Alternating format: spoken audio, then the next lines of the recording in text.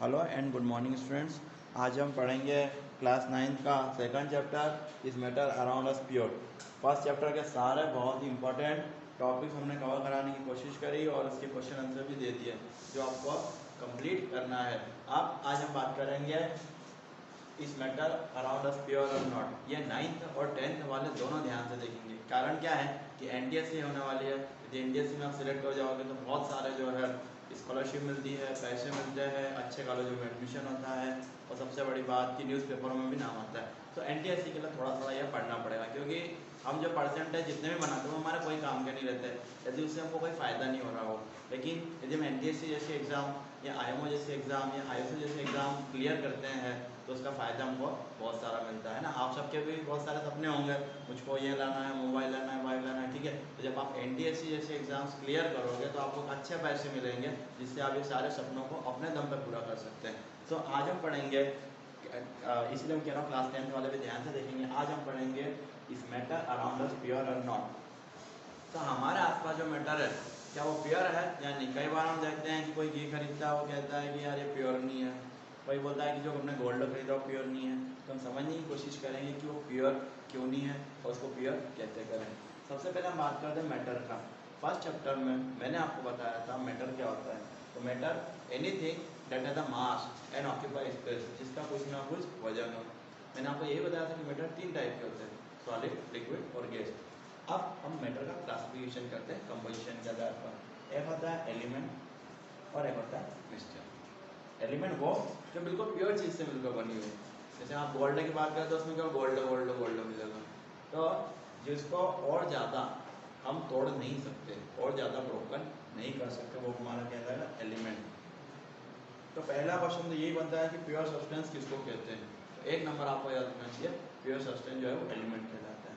Mixture जिसमें एक या एक से अधिक सब्सटेंस होते हैं, ठीक है, जिसके बारे में हम और ज़्यादा फर्दर स्टडी करेंगे।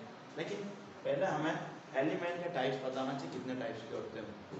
तो एलिमेंट 3 टाइप्स के होते हैं, मेटल, नॉन मेटल और मेटलाइट। मेटल जिसमें कि चमक हो यानी शाइन हो, जो हीट को कंडक्ट करे, यह सब चीज़ें बिल्कुल लिख लो अच्छे से। जिसमें शाइन हो, जो कंडक्ट करे, जो हार्ड हो, ठीक है। तो ये सारी चीज़ क्या कहता है कि मेटल। तो चमक वाली चीज़ आपको बताइए, गोल्ड, सिल्वर। नॉन मेटल जिसमें शाइन ना हो, जो कि इलेक्ट्रिसिटी को कंडक्ट ना करे, जो कि सॉलिड नहीं हो, तो ये है कार्बन और ऑक्सीजन, ठीक है। तो नॉन मेटल के भी एग्जाम्पल याद होना चाहिए, दोनों की डेफिनेशन याद होना चाहिए जो मैंने अभी एक्सप्लेन कर दी। तीसरा और वेरी इंपॉर्टेंट टर्म है मेटलॉइड्स।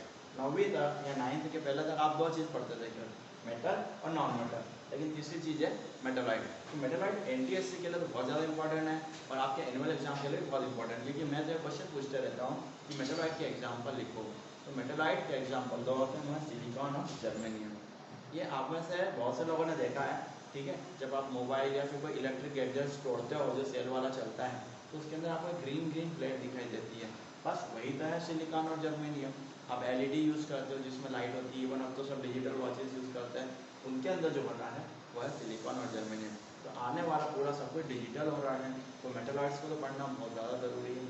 अब ये होता है क्या है मेटलॉइड्स, इसमें मेटल और नॉन मेटल दोनों की प्रॉपर्टी हो। जैसे मेटल इलेक्ट्रिसिटी कंडक्ट करता है, नॉन मेटल इलेक्ट्रिसिटी कंडक्ट नहीं करता है, तो इसमें दोनों की प्रॉपर्टी है ना। किसी वोल्टेज पे कंडक्ट करता है और किसी वोल्टेज पे कंडक्ट नहीं करता है। तो आपको तीनों की डेफिनेशन अच्छे से समझ में आ गई है, तीनों के एग्जाम्पल अच्छे से समझ में आ गए हैं। मेटल नॉन मेटल की डेफिनेशन आपको आपके हिसाब से लिखना है, मैंने समझा दिया है। उसको और अच्छे से आप बुक में से ढूंढ के, नेट पर से ढूंढ करके उसको बिल्कुल अच्छा प्रेजेंट करना है। और कॉपी सबमिशन की डेट मैं आपको बताऊँगा आपको कब करना है, ठीक है। तो इसे लिख लें या स्नैपशॉट खींच लें।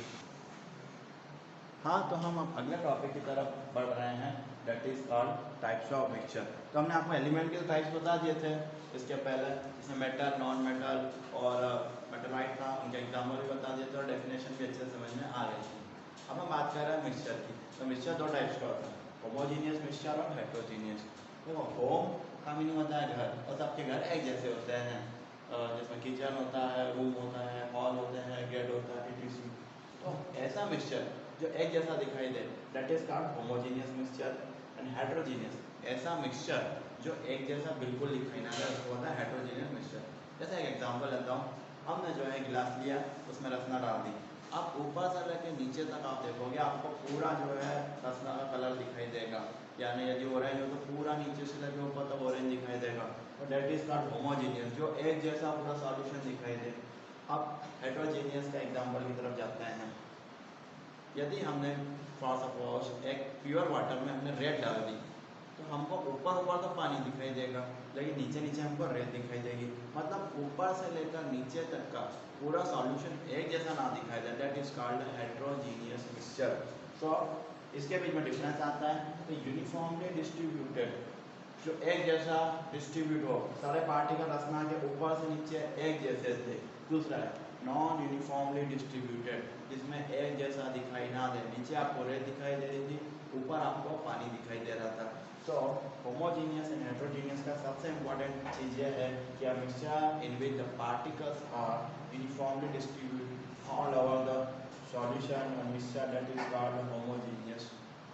इसका एक एग्जाम्पल मुझे आता है, अब आपको जैसे मैंने इसके पहले बताया था शुगर सारप या रसना वाला एग्जाम्पल, जूस वाला एग्जाम्पल, एक लिखा है मैंने शुगर सॉल्यूशन, पानी के अंदर शक्कर डालो, ऊपर से नीचे तक एक जैसा स्वाद आएगा और एक जैसा दिखाई देगा।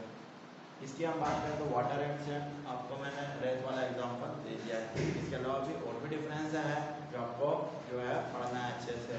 तो मेन थिंग आपको समझ में आ गई है, होमो मिस होता है सेम एंड हेटेरो मिस होता है अलग अलग, तो जिसमें कंपोजिशन अलग अलग हो, दैट्स कॉल्ड हेटेरोजीनियस सॉल्यूशन।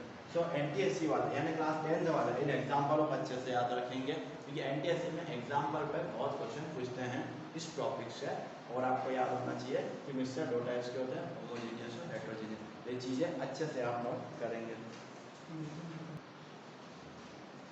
हाँ, तो हम अब नेक्स्ट तरफ बढ़ रहे हैं, दैट इज कॉल्ड सॉल्यूशन। ठीक है, तो हमने अभी इसके पहले देखा था होमोजीनियस और हेटेरोजीनियस मिक्सचर। अब होमोजीनियस मिक्सचर के टर्म आ गई, वो है सॉल्यूशन। ये सॉल्यूशन होता है क्या, दो या दो से अधिक सब्सटेंस जो आपस में मिल गए हैं और जो एक जैसा दिखाई दे, उसे हम बोलते हैं सॉल्यूशन। अब सॉल्यूशन असल में दो चीज़ से मिलकर बना है, सॉल्यूट प्लस सॉल्वेंट। तो आपसे कहा क्या सॉल्यूशन इक्वल टू, तो आपको बोलना है सॉल्यूट प्लस सॉल्वेंट।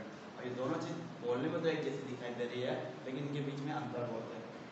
मान लीजिए हमने वाटर लिया और उसमें जो है नमक को डाला, तो घुला क्या है, घुला है नमक। तो जो चीज़ हम डालते हैं या जो स्मॉल क्वांटिटी है उसको हम क्या बोलेंगे, सॉल्यूट। और जो लार्ज क्वांटिटी है या जिसमें कोई चीज़ घुल जाए उसको बोलेंगे सॉल्यूट। देखो पानी नहीं घुला है, नमक जो है पानी के अंदर घुला है, that means solute is the salt and solvent is water. तो आपसे एनटीएससी में क्वेश्चन पूछा जाता है कि ये डाला गया है, शुगर डाला गया है वाटर के अंदर, तो इनमें से सॉल्यूट क्या होगा, तो जो घुला है या जो कम क्वांटिटी में, दैट इज कॉल्ड सॉल्यूट।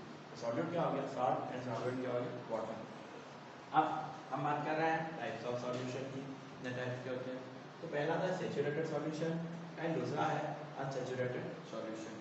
तो पहले तो हमको समझ में आएगा कि सॉल्यूशन क्या होता है, दो या दो से अधिक सब्सटेंस से मिलकर बना होता है। अब वो क्या होता है, ये दो चीज़ से होता है, सॉल्यूट और सॉल्वेंट। जो घुले सॉल्यूट और जिसमें घुल जाए इट इज कॉल्ड सॉल्वेंट, या जो कम मात्रा में हो वो सॉल्यूट और जो ज़्यादा मात्रा में वो है सॉल्वेंट। अब हम बात करते हैं टाइप्स ऑफ सॉल्यूशन। ये दो तरह के होते हैं, सैचुरेटेड एंड अनसैचुरेटेड। मान लीजिए हमने गिलास लिया, उसमें एक चम्मच शक्कर डाली, वो घुल गई, फिर एक और चम्मच डाली, फिर घुल गई, फिर एक और चम्मच डाली, घुल गई। लेकिन चौथी बार जब मैं शक्कर डालता हूँ तो वो घुलती नहीं, वो ऊपर के ऊपर पार्टिकल्स रहते रहते हैं। तो ऐसा सॉल्यूशन जिसमें और ज़्यादा अमाउंट सॉल्यूट का डिसॉल्व ना हो, the solution in which no more amount of solute dissolve is called saturated solution. ठीक है, तो इसमें ना घुला है और ज़्यादा उसको सैचुरेटेड। बिकॉज सैचुरेटेड का मीनिंग होता है फुल, पूरा फुल। तो इंग्लिश टर्म सैचुरेटेड, इसका मीनिंग होता है फुल। अभी हम बात करते हैं अनसैचुरेटेड सॉल्यूशन।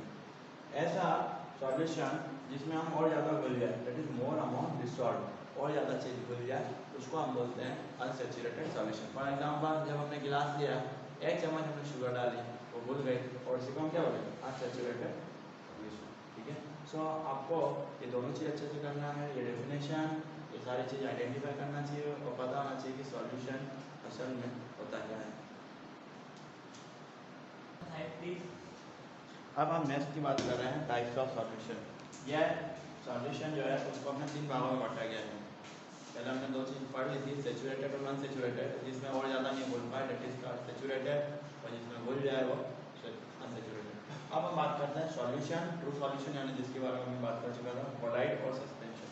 होता है क्या, देखिए यदि हमें जो पार्टिकल आ रहा है वो बहुत छोटा है, उसको हम फिल्टर कर ही नहीं पाए, तो उसको हम बोलेंगे सॉल्यूशन। जैसे नमक हमने जब डाल दिया तो वो घुल ही नहीं पा रहा है, तो उसको हम बोलेंगे सॉल्यूशन। अच्छा, ऐसी चीज़ जो घुल तो जाए लेकिन थोड़ी देर बाद वापस नीचे बैठ जाए, उसको हम क्या बोलेंगे सस्पेंशन। जब आप मेडिकल से आप मेडिसिन लाते हो तो वो बोलता है शेक वेल बिफोर यूज़, यानी वो नीचे नीचे पार्टिकल इकट्ठे हो जाते हैं, फिर हम उसको हिलाते हैं और फिर जो है वापस वो पार्टिकल जो है ऊपर मिक्स हो जाते हैं। और सस्पेंशन जिसमें पार्टिकल बिल्कुल क्लियर विजिबल हो जाए, उसको हम क्या बोलेंगे सस्पेंशन। जैसे वही वाला एग्जाम्पल हमारा हेट्रोजीनियस वाला, जब हमने वाटर के अंदर सैंड डाली तो नीचे क्लियर अपेयर हो रही थी, जब क्लियर अपेयर हो जाए उसको ही हम क्या बोलेंगे सस्पेंशन।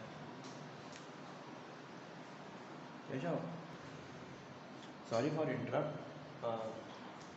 तो सॉल्यूशन जो रहता है उसके पार्टिकल बहुत छोटे होते हैं, है ना, वेरी स्मॉल, लेकिन इसके स्मॉल होते हैं, मतलब दिखाई तो देते हैं लेकिन कुछ समय बाद आप देखना कई बार मिट्टी यदि हमने पानी में डाली है तो पहले गंदगी रहती है, फिर वो नीचे बैठ जाती है, डेट इज कॉल्ड स्मॉल।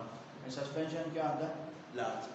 अब कैन नॉट बी सेपरेटेड, दूसरा इसका वेरी इंपॉर्टेंट टर्म्स रहता है can not be separated, particle separate नहीं हो सकते। आपने देखा ना, यदि अपन सिंपल मेथड से नहीं हो सकते एक्चुअली, जब हमने नमक को वाटर के अंदर डाल दिया और आपसे हम कहे कि आप इसको सेपरेट करो तो that's not possible, can not be separated. Medicine में से हम वो जो रहता है शुगर सायरप रहता है, कफ सायरप है, और हम कहें कि उसमें से अलग निकाल तो पॉसिबल नहीं है।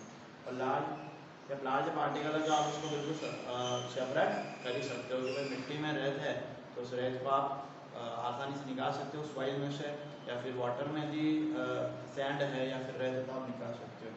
तो सॉल्यूशन यानी छोटे पार्टिकल, कोलाइड थोड़े बड़े पार्टिकल हैं, सस्पेंशन मतलब क्लियर विजिबल पार्टिकल, ठीक है। तो suspension is just like heterogeneous mixture, है ना, उन दोनों में कोई अंतर नहीं। तो जो भी हेट्रोजीनियस के बारे में बताया that is true as true for the suspension. तो इसका डिफरेंस आप याद करेंगे, इसका एग्जाम्पल आप मन से लिखेंगे।